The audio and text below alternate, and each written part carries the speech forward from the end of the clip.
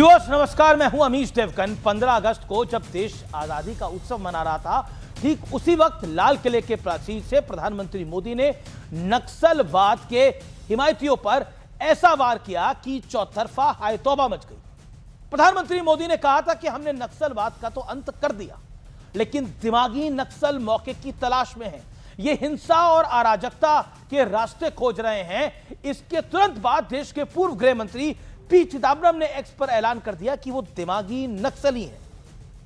नक्सली होना क्या अच्छा है, मैं आपसे पूछता हूं। अरविंद केजरीवाल और महबूबा मुफ्ती भी खुद को दिमागी नक्सली घोषित कर दिया है। सवाल है कि जब प्रधानमंत्री नरेंद्र मोदी ने किसी का नाम नहीं लिया, तो विपक्ष के दलों में खुद को दिमागी नक्सली बताने की होड़ क्यों लग गई? बीजेपी कह रही है कि शायद प्रधानमंत्री का तीर एकदम सही निशाने पर लगा है। दिमागी नक्सल क्या वाकई आज के दौर की सच्चाई है? आर पार में आज इसी मुद्दे पर होगी देश की सबसे बड़ी चर्चा।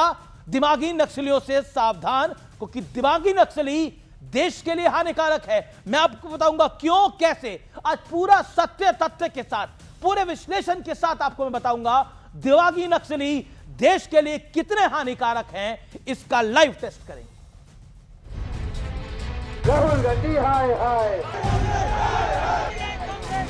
स्वतंत्रता दिवस पर खड़े हुए दो विवाद 2 दिन बाद भी जारी है।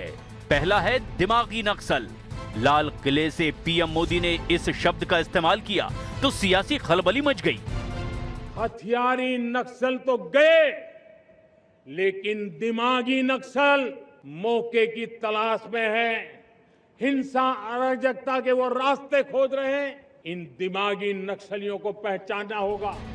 पूर्व गृह मंत्री कांग्रेस नेता पी चिदम्बरम ने सोशल मीडिया प्लेटफॉर्म एक्स पर लिखा, मुझे दिमागी नक्सल होने पर गर्व है। अरविंद केजरीवाल ने लिखा, हाँ मैं दिमागी नक्सली हूँ क्योंकि मैं देशभक्त हूँ। दिमागी नक्सल आप किसको कहते हैं प्रधानमंत्री जी? वो नौजवान जो कह रहे हैं देश में पेपर लीक बंद करो और हमें रोजगार दो। जब चिदम्बरम ने खुद बोला मैं दिमागी नक्सल हूं, तो उसमें एक इंक्वायरी भी साथ में होना चाहिए कि चिदम्बरम क्या जानबूझ के नक्सल का खिलाफ व्यवस्था नहीं ले रहा था जब वो होम मिनिस्टर थे। चिदम्बरम दिमागी नक्सल नहीं है, उससे भी ऊपर वाला नक्सल है। वो प्योर नक्सल कैटेगरी में आएगा। दिमागी नक्सल वो है जिसको हाफिज में साहब नजर आता है, याकूब मेनन में जुडिशियल किलिंग नजर आती है, भारत के सेना अध्यक्ष में सड़क छाप गुंडा नजर आता है। ये है वो दिमागी नक्सल। ये लफाजी करते रहते हैं। पहले भी जिनको जमीनी नक्सल कहा, फिर उन्हीं किसानों की बात माननी पड़ी। नौजवानों को नक्सल कहा, फिर धर्मेंद्र प्रधान का इस्तीफा लेना पड़ा। तो पहले तो ये हाथ पांव मारते हैं, नक्सल नक्सल नक्सल, और उसके बाद उनकी बात मान लेते हैं। दूसरा विवाद है वंदे मातरम पर आपत्ति का। आरोप है कि सोनिया गांधी ने कांग्रेस दफ्तर में तिरंगा फहराए जाने के बाद जब वंदे मातरम बजा तो उसे बीच में ही रुकवा दिया। सोनिया जी, 140 करोड़ की जनता आपको देख रही है।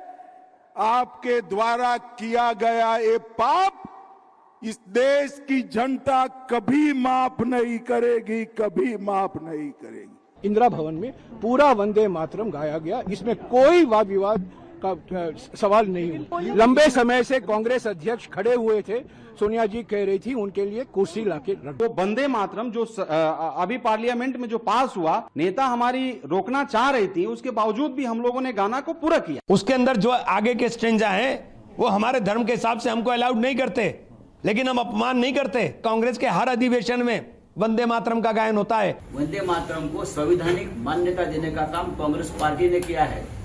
क्या मालूम है अमित शाह को इतिहास?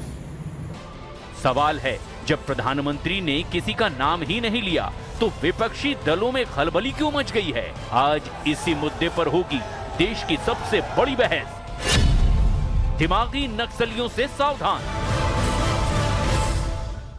प्रधानमंत्री ने किसी का नाम नहीं लिया, लेकिन दिमागी नक्सली खुद ही सामने आने लगे। ऐसा क्या था?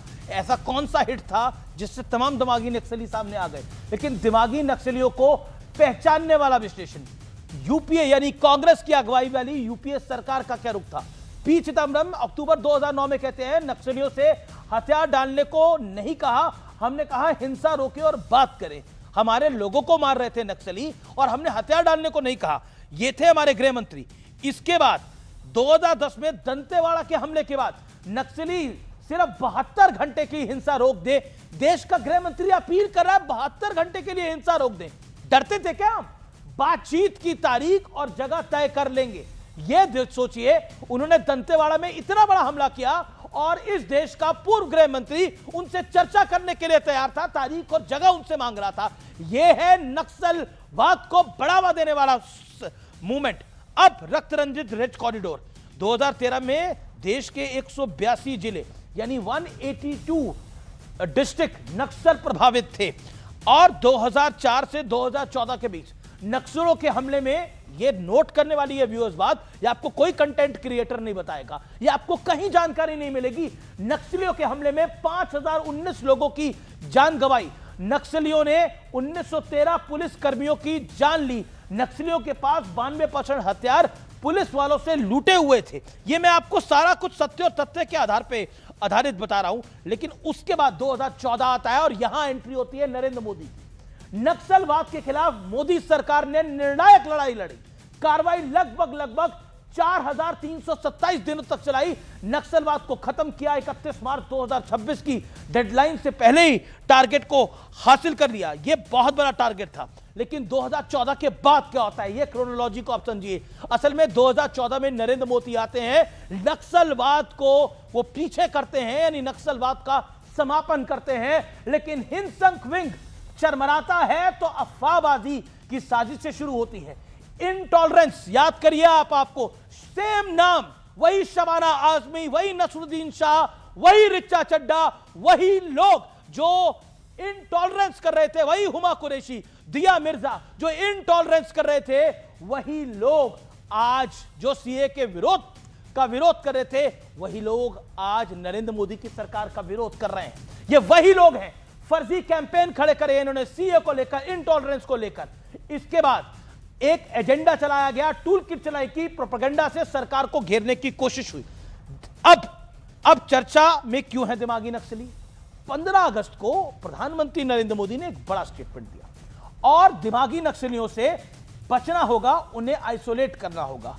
किसी का नाम नहीं लिया। चिदम्बरम बोलते मैं दिमागी नक्सली हूं, महुआ मोइत्रा बोलती है मैं दिमागी नक्सली हूं, अरविंद केजरीवाल और महबूबा मुफ्ती सेम पेज पर आते हैं। एक कहती है आर्टिकल 370 का, मैं आर्टिकल 370 की समर्थक हूं, मैं दिमागी नक्सली हूं।